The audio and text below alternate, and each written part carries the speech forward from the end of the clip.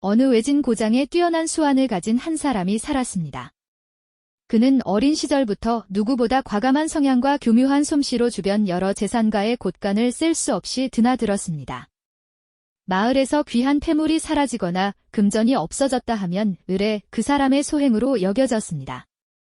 그러나 사람은 익숙한 환경에서 같은 일을 반복하다 보면 점차 권태를 느끼고 한계에 봉착하기 마련입니다.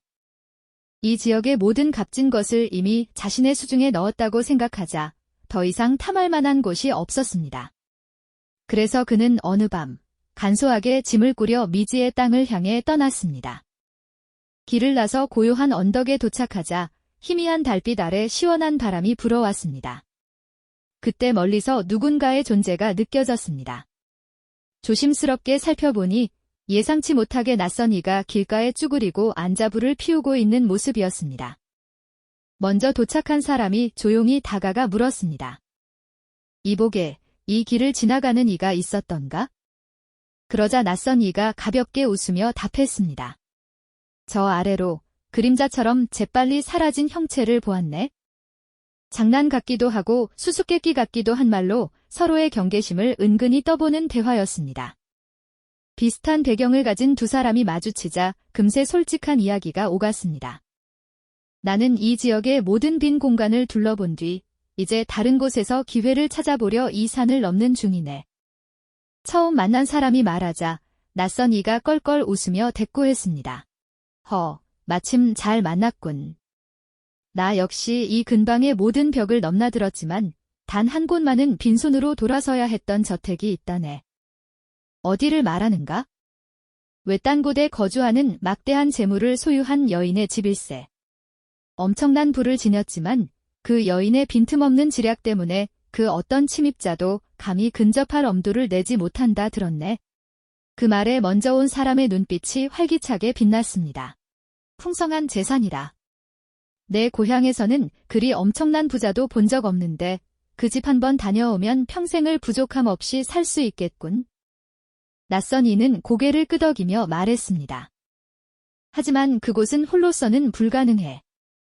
둘이 힘을 모아야 겨우 그 방어선을 돌파할 수 있을 거야. 나 혼자 시도했다가 결국 실패했지?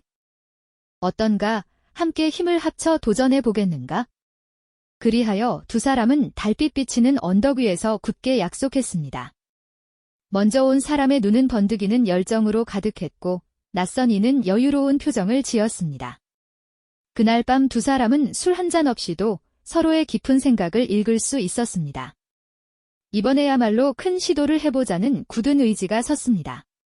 그리하여 두 사람은 발걸음을 맞춰 외딴 저택으로 향했습니다. 희미한 달빛 아래 한밤중 멀리서 보니 그 집은 웅장한 외벽만 해도 요새 같았고 겹겹이 이어진 기와는 그 규모를 짐작하기 어려울 만큼 거대했습니다. 막상 저택의 대문 앞에 당도해보니 소문대로 엄청난 재물을 가진 주인의 집답게 그 모습이 평범하지 않았습니다. 그런데 거대한 담장 곁에는 쓰다 남은 건축 자재들이 산처럼 쌓여 있었습니다. 두 사람은 낮에는 그 자재 틈에 숨어 쉬고 해가 저물자 그 위로 올라 몰래 집안의 상황을 살폈습니다. 그런데 참으로 기이한 일이 벌어졌습니다.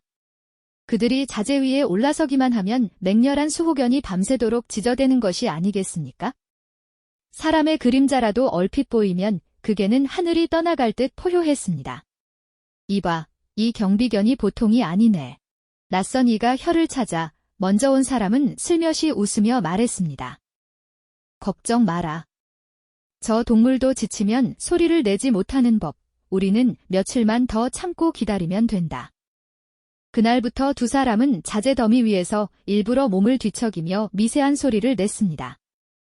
수호견은 밤새도록 기력을 다해 지저댔고 결국 사흘째 되던 날부터는 목이 쉬어 소리조차 낼 수 없게 되었습니다. 자, 이제 때가 되었군. 먼저 온 사람이 몸을 일으키며 담장을 가볍게 넘었습니다. 그런데 저택 안을 둘러보니 주요 거처로 향하는 문들이 굳게 잠겨 있어 들어갈 틈이 보이지 않았습니다.